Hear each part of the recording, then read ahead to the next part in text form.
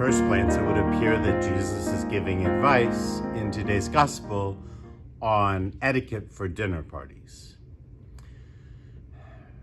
Probably not very well received etiquette advice in his day, and advice that even if we, because of 2,000 years of Christianity, have decided is appropriate and nice, probably not anything we do as we gather for dinner parties.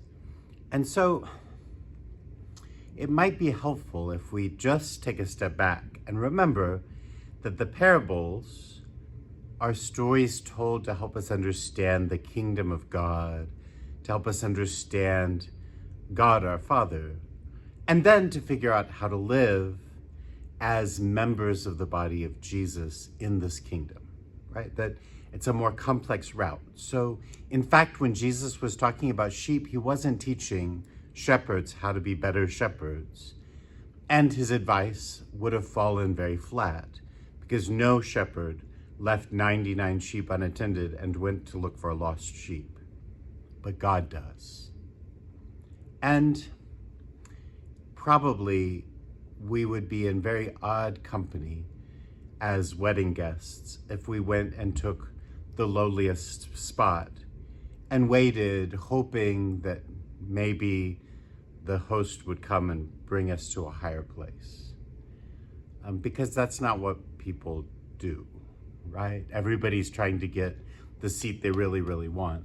And if there's somebody assigned to making the seating charts, you get to be their friend so that you can sit at the place you really, really want.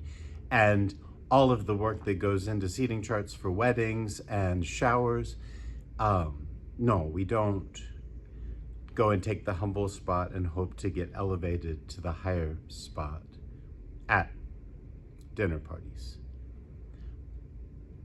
But God does. That God is willing to come to us in humility. He sent his son in humility to take the lowest spot. Even though he had every right to sit at the Father's right hand, he came and was born in a stable.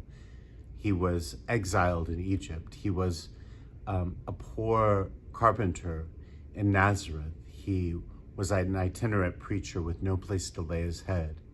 He was lied about and was hated and was brutally murdered and buried in a tomb. And God the Father brought him back to the place at his right hand. That this is a story about our God and the kingdom of God and what the kingdom looks like. That in fact, if we want to build a kingdom, we can't go and spend our energy trying to make connections with people who will be able to help us. That we have to welcome and love those who most need our love. That it's not at all unusual, right, to find ourselves trying to find an excuse to rub shoulders with the famous and the rich and the important, and how many people get on boards just because of that. How many people are interested in a party or a reception just because of who might be on the guest list. And Jesus is saying that that's not the way the kingdom works. That's not the way that our Father works in heaven. And that's therefore not our way.